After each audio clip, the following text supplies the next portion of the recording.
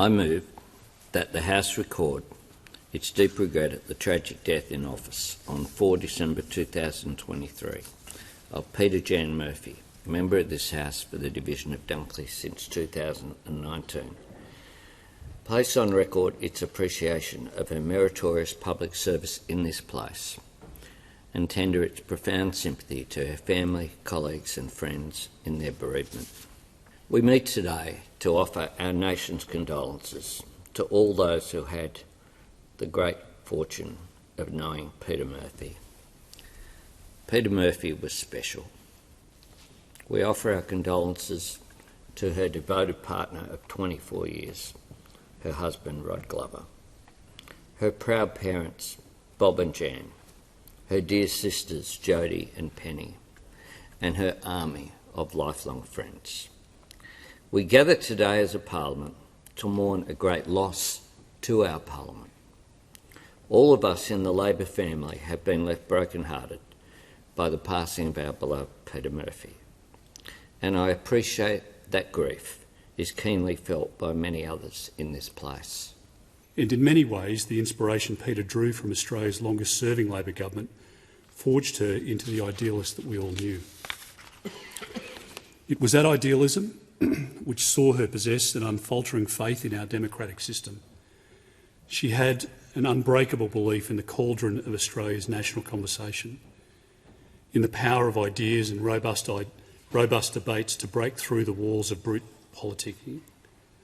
A combination of an unparalleled work ethic, a forensic mind matched only by her deep empathy for those in workplaces not getting their fair share.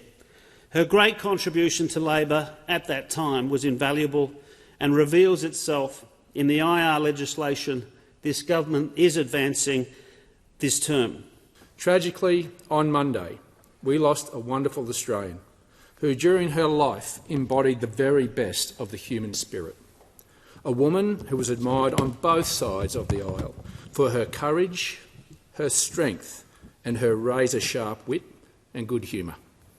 I'm sure it was Peta's sense of fun that also meant she was such a special person to my 2-year-old son. Peta called Gilbert her kindred spirit.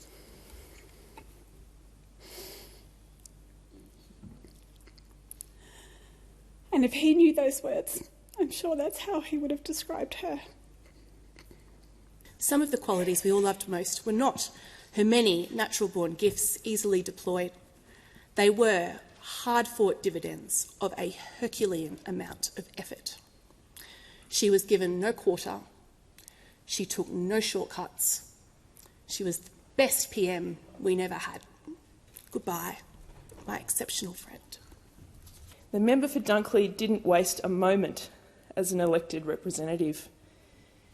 Members aren't usually supposed to speak in the chamber until they give their first speech, but Peta got an exemption to speak on the condolence motion for Bob Hawke because he had been such an inspiration to her.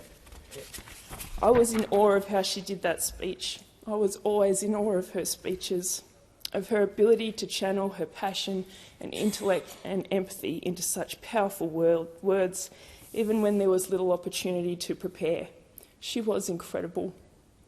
What are you in politics for if it's not to make a difference and make a difference in other people's lives? No statement better defined Peta. She was brave, passionate, determined and a warrior for justice. She worked tirelessly, a champion for her local community.